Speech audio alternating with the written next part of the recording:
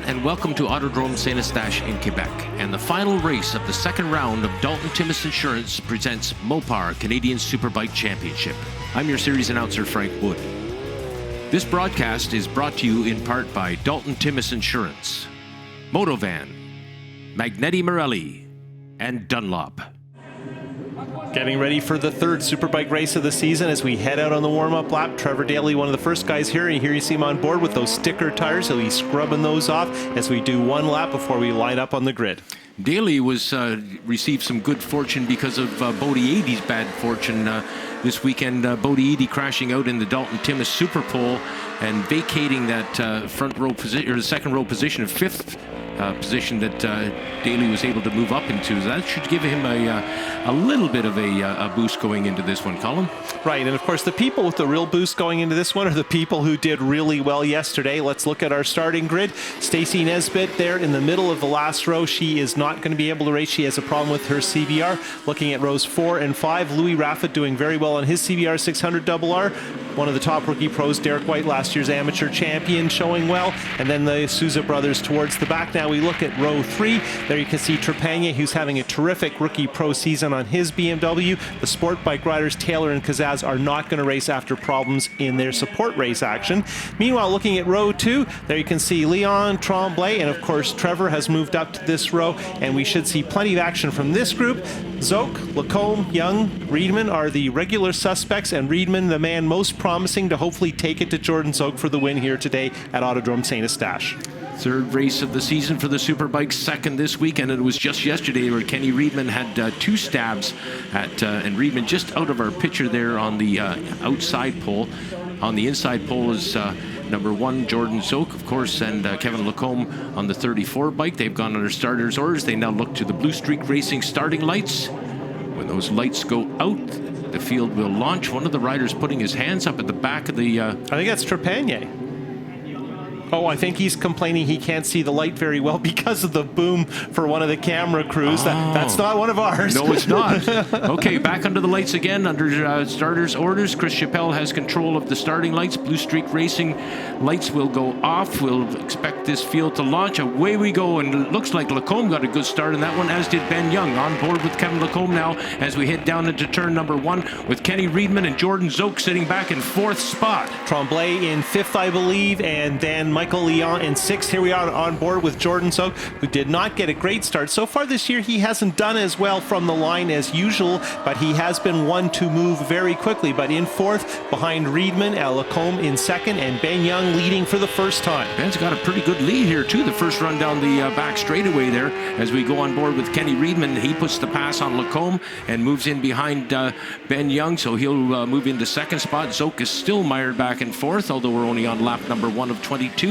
As we come out of that final turn, Ben Young gets to lead his very first Superbike race here in Canada. Colin? Yeah, you get that one in the book. That one counts officially, and that's a great moment. Of course, Ben Young is not clearly satisfied with leading a lap. He seems to be determined to lead maybe all of them, and we've really seen him march forward so quickly in terms of his Superbike career. This is only his 3rd race ever on a Superbike and 2nd ever here at St-Eustache. Ben's pretty quiet about it as far as his aspirations go, but he'll tell you that he wants to win a Superbike race here in Canada. Here goes Zoke now as he gangs up on Lacombe. He's made the pass on the Yamaha and is pulling away, it seems, and he sets off now in pursuit of Riedman and Young. And Zoke just outpowered Lacombe, pulled out, really didn't slipstream much, used the power that Scott Miller built Fast Company engine in the BMW, and of course Zoke has detuned it for this track, as have many of the front runners, but it is still super powerful. I saw it go through unofficial tech at over 180 horsepower on Friday.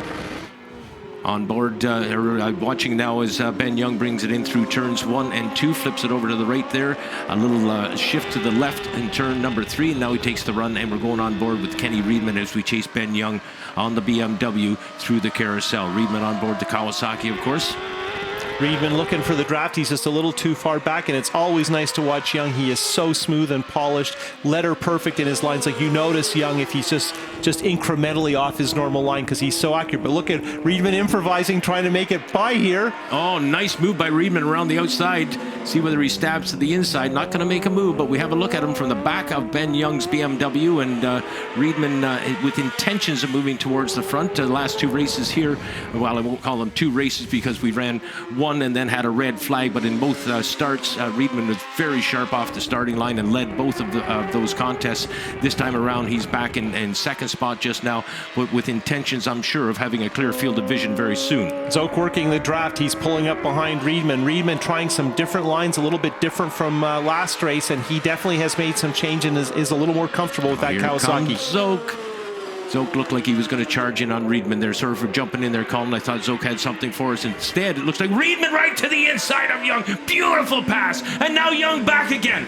This is awesome. Young takes the inside line right in the middle of the stock car oval. They come out on the front straightaway, absolutely side by side, and Riedman swinging out there and just about making contact with Young. Yesterday, I speculated about whether you could make a pass there, talking about Steve Crevier doing it 15 years ago, while Riedman and Young really put on a little display of what they're willing to do and definitely riding with more confidence and aggression. Now, let's watch the replay. So Young's on the line. Riedman forces his way underneath. Young maybe just slightly cautious, but what's great here, Riedman tries to cover it up. He can't quite get to the line. Young just comes right back up the inside, cool as a cucumber. But here's the crucial moment. Riedman filters it for a sec, dives back underneath, and now we've got a drag race on two different lines, and it's hard to hold those bikes in line with that kind of power. And look at this, side by side, they may have touched shoulder to elbow or knee, and just terrific racing from these two young guns. And the best seat in the house, of course, for all this action has been on Jordan Zoke's BMW. He realizes these kids are serious. And Zoke, well, here he goes, and I don't think he wants to be involved, as entertaining as that was. He'd rather manage things from the front. One at a time, I think, was the expression he used, and he's picked off Ben Young so far. We'll see whether he has anything for Kenny Riedman. Riedman's is the guy up front who has that aforementioned clear field of vision, and boy, he wants to win a Superbike race so bad. Could this be the one that he finally nets? And it's interesting to see that Riedman is riding the bike a little differently, doing some different things, so they've changed their setup, and I think it's an improvement. So good for him that he has the confidence in the machinery to make those kinds of changes. But man, he's got super pressure from our leading top dog of the series these days. Jordan Zoke is right where he wants to be to make the pass. Riedman on board the Sturgis Cycle Kawasaki ZX-10 with Liquid Molly helping out as well. Here comes Zoke again. He comes up and just about puts his front wheel even with Kenny's back wheel, but decides to sit back and follow Kenny through the curvery. And I think Young is still with this group, but he may have decided to just give it a couple of bike lengths to have a look, see what's going on, try some different lines. He may have wondered about some of the different things Riedman's doing, so he's going to have a look, but I wouldn't write Young out of this yet. And look at this, Zoke definitely changing it up, looking at the things Riedman's doing differently. Riedman now through turn 3, sets off down towards the carousel. Zoke right on his tail, and we'll have a look back from Riedman's bike right now as Zoke gets in his wheel tracks. And you're absolutely right, Ben Young is definitely a part of this. These three riders, however, have virtually disappeared from the rest of the pack. Great shot of the draft and pass. Can he make it work on the brakes on the inside? No, he pretty much makes it work on the throttle before he gets to the air. Oh my goodness. Riedman coming back. Riedman has repassed Zoke. This is the kind of stuff we've been waiting for. Riedman now has taken the race lead, and he has taken it from Jordan Zoke. And Young almost could have got under Zoke there. I think he considered it for a moment. Here's Zoke trying that inside line that Riedman's been using so well. Great shot of the front wheel, and we go to the replay. Zoke has made this move several times this weekend at St-Eustache. Look at Riedman fighting the bike a bit, but he's determined on the inside. He's a little tight on the line, but he makes it work and carves right back across, picks up the line in the next part of the track. And Riedman is much more confident on his motorcycle today than he was yesterday. It's great to see, and like I said, Young almost tried it too. That is the first time this year so far that Jordan Zoke has been repassed after he's made a pass. So that really sends a message, I would say, that Kenny Riedman indeed is serious about this. And you know, Zoke right now is saying, have I done this already? I thought I dealt with this. Like yesterday we had the red flag, I had to do it again. Now he comes, gets the drive onto the back straight, working the slipstream on Riedman. And yes, we've definitely seen this before. Right up alongside now, Riedman sits up, Zoke sits up. Zoke takes the lead, but ever so slightly. We'll see what Riedman has in his store as he looks to the inside, but Zoke closes the door on that one. There is no room in the end just now. Good call, Frank. That was exactly it. Zoke was a little bit quicker with that pass, got back, picked up the line, and shut the door. So that's a definite bookmarker there. Okay, we know how this works. I saw what you can do. That's not going to happen again. And now the problem is, every time Jordan's got a lead lately, except for last lap, he has taken off. This is the third race of the year, and he's been in control as soon as he made the move. And look at this. We're only half a lap into his lead, and he's already starting to pull away. Oh, yeah. I'm going to give him at least 20, 30 bike lengths maybe. Young still hot after Reedman, and we'll see whether Ben Young has anything for Reedman. He's starting to get a little distance back there as well as we look back down the back straightaway there, and the distance between Reedman and Young considerable. We'll see whether Young is able to close that up. He is ever so smooth, making no mistakes thus far. Zoke's BMW, very powerful, but it's the balance of the setup, his confidence in it. He's been talking to his chassis guru, John Cornwell, on the phone because Cornwell's busy working in the States, and he's really got this bike working well. Jordan has a lot of success on these BMWs, but we have never seen one work as well as this bike's working at St-Eustache today. And of course, getting a bike like this to work here, this is probably the toughest ask of the season, given that the track's so tight. Top three riders have really spread out now. Big moment for Zoke there. He stayed right on the throttle. He is so confident right now. He got a bit of a head shake as well going into the carousel. We pick up on Kenny Reedman now with Ben Young chasing, and then, as I mentioned, the top three riders have really created large distance. We're on board now with Kevin Lacombe, and that was Sebastian Tremblay on the number 24 machine that just zipped by on the Kawasaki, passing the number 34 of Kevin Lacombe. We've got a battle, and we look back now from Kevin Lacombe, and look who's here is Michael Leon. And this is the race for fourth, just as things up front started to open up and we lost a little drama. There's Jordan Zoke. We went back to fourth and discovered that they're just hammering on each other like a bunch of crazy people. And of course, when you come to see a race, that's what you want to see, is guys who aren't going to give it up. No question about it. And all three riders, of course, hailing from this province, from Quebec. And we'll name this one the Battle of Quebec as we get going here with Sebastian Tremblay, Kevin Lacombe, and Michael Leon. On board there, and that is Young making the pass on Cote. That's putting Cote a lap down. He's on a CBR 600. Of course, his focus class is Liqui Moly Pro Sport Bike, and he's bumped up to Superbike and doing a very good job here at one of his home tracks. And Liqui Moly, of course, the major support with Sturgis Cycle behind Kenny Reedman on the Kawasaki. And look Check at out the that distance. lead. Yeah. Now here we go. Now the fun's going to start. Oh my goodness. Sebastian. On board with Kevin Lacombe, Tremblay trying to make a movement work for fourth. Michael Leon well in touch with these guys, and this is a fantastic race, and these guys are riding really hard. Pace is good here, maybe not quite what's going on at the lead, but certainly very fast. Tremblay looked like he was just about to run into the back wheel of Lacombe last time. Lacombe now stretching out just a little bit over Tremblay on the Kawasaki, and Leon on board the BMW. And then you can see Tremblay trying to get tucked in there. Look at him how quickly he just pulls right out and goes. And Lacombe is definitely taking a beating on the back straight here at St-Eustache. You're talking about horsepower here. That's exactly it, and Lacombe hangs right in the tight stuff, and Leon is looking to capitalize, and this is a terrific race. Tremblay has been so impressive here this weekend with that new Kawasaki, and definitely upped his game this season with the more competitive field. There are points where Michael Leon looks like he's ready to swoop in and gather up both of those guys, but staying right now on the back wheel of Kevin Lacombe, and we'll watch back from the Yamaha at that BMW, and now they're into a lapped rider. I think that's Cote again. Into carousel. Now these three guys have caught up. It is Cote, a very distinctive motorcycle, and again, Cote doing a good job of riding here, somewhat underpowered. Here comes Leon. Leon passing Cote and then gathering up and passing Kevin Lacombe in the same fell swoop. I don't think this one's over yet, though, Frank. Really close between these three. Terrific, entertaining race, and I think that Michael Leon, who has been very consistent so far this season, is not going to settle for fifth. He might be looking to move up to fourth, which would be a change from his first two races, which were both fifths. 24, 34, and 74. Those are the three numbers of the riders we're looking at right now, all hailing in from Quebec and all having a great dice here at basically their home track here at St-Eustache. Spreading out a bit now as the shaker starts to get a little bit of room ahead of Leon. And you can see the front view of Lacombe there and the suspension working overtime. He heads onto the back straight, which is not a good place for Lacombe's Yamaha. He's definitely outpowered by the BMW and the Kawasaki in this instance. Lacombe isn't getting down as far on that gas tank either, as you might expect. You know, if he's under power, you'd think he would try to make the thing a little more aerodynamic on the back straightaway. That does not seem to be the case. Shaker out onto the front straightaway now. Leon in behind him and on board with Kevin Lacombe for just a moment. Yes, and Leon had a bit of an exciting moment coming onto the front straight, which is not unusual. You're going to deal with that a lot, and hopefully you've got the chassis set up, and particularly the electronics, the stability, and the anti-wheelie of your bike all set up, so you're getting the power to the ground without scaring you too much on every corner here at St-Eustache. Well, our top three riders, Zoke, Riedman, and Young have definitely split from the rest of the pack, and now this battle between these three Quebec riders seems to be spreading out just a little bit, although Leon seems to be making up a little bit of time on Tremblay into the infield there.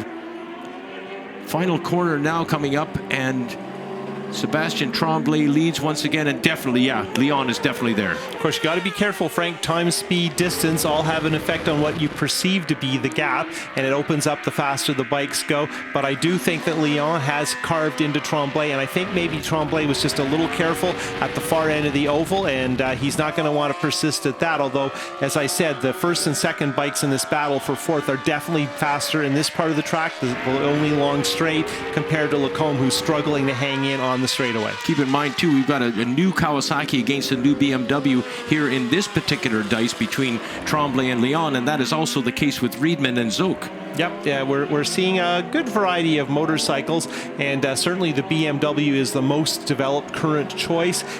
Second year on the model line for that bike, and look at how close they were there. That was perfect, and actually everybody got a good drive that time, so they're all feeling a little more optimistic about the process because you can't count on the drive coming onto the oval. They've closed it up once more. And I don't know whether we passed comment already on this, Colin, but these guys, of course, are battling for fourth. And if something should happen up front between the top three runners, of course, this could be a podium dice we're looking at. And they're probably not exactly sure what's going on because they're so busy with each other. They might not know exactly who's in front of them. Probably their lap boards are telling them their overall position.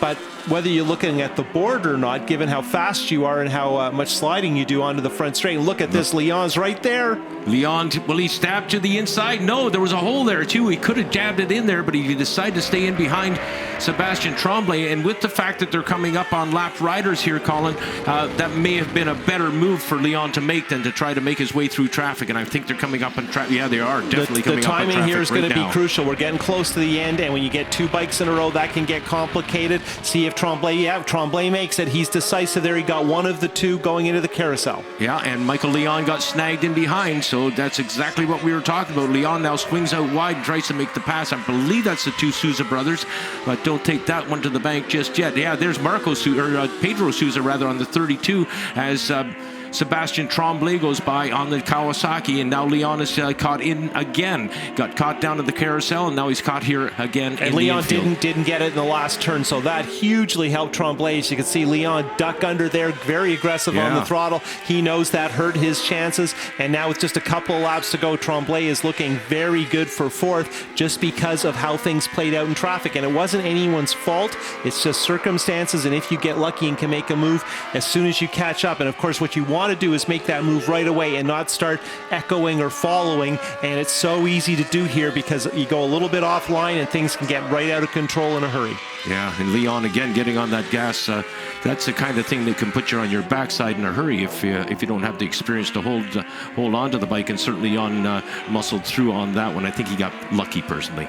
Yeah, Tremblay was on the podium here last year. This year the series is more competitive. The lap times are faster, particularly as the race wears on. So Tremblay fighting much harder to get fourth than he did last year when he was a fairly easy third. He's given himself a comfortable cushion now, I would suggest. Here we are on board with Kevin Lacombe on the Yamaha once more.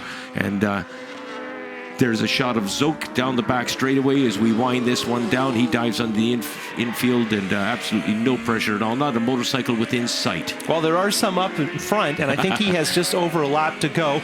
And he's lapped his way up midfield, which is an excellent effort. Of course, short lap here. And the question is, I believe this is the last lap. So the question is Jordan going to stick his neck out to try and get in front of what I believe is the battle for ninth that he's coming to? Or is he going to hang back? And really, with the lead he's got, it's pretty risky to get in the middle of a battle between solid pros, and these two Kawasaki 1000s in front of him. That's Dominguez and White, our rookie pro, are racing each other. So getting into the middle of that is not something you want to do when you might be ready to win the race. This Kawasaki duel between Dominguez and White has been going on for a lot of laps now, and White being the Magneti Morelli amateur Superbike champion from 2015, and now, as you mentioned, a pro rookie, and he's sticking right with Dominguez there, and Zoke being very smart. Oh, look at this. White ducks under and makes the move, and of course he hasn't finished yet because Zoke is behind him. So White and Dominguez still have a lap to complete. Meanwhile, Zoke, having received the checkered flag, celebrates victory number 55. And if we count last year's perfect season, that is his 10th Superbike win in a row. Right, it's been almost a year since Jordan Zoke lost a race he was in. What an incredible effort. And by the way, Frank, he had missed the last lap flag there. He was busy watching Dominguez and White too, which is smart to do when you're in the middle of a racetrack. There you go, the classic breakie made popular by Steve Crevier. And Jordan a little more demonstrative. I think he's stacking up these wins and getting more relaxed, and that is really bad news for everybody else. In terms of the 2016 championship, Colin, a pretty important win for Mr. Zoke. Right, I haven't seen the points yet, but we're looking at around half a race now, and we're not quite halfway. And as we're heading off to Atlantic Motorsport Park in Shubenacadie, Nova Scotia. Look at him, he's really happy. That is a difficult track. When's the last time you saw Jordan Zoke standing on his footrest? He is delighted. And delighted he is. Takes the win there. Reedman holds off Young for second. Meanwhile, Tremblay, a very strong fourth. Michael Leon, his third straight fifth overall. Lacombe fades to sixth. Trevor Daly, a good seventh from Trepanier. Great rookie pro effort. Derek White edges Dominguez in that crazy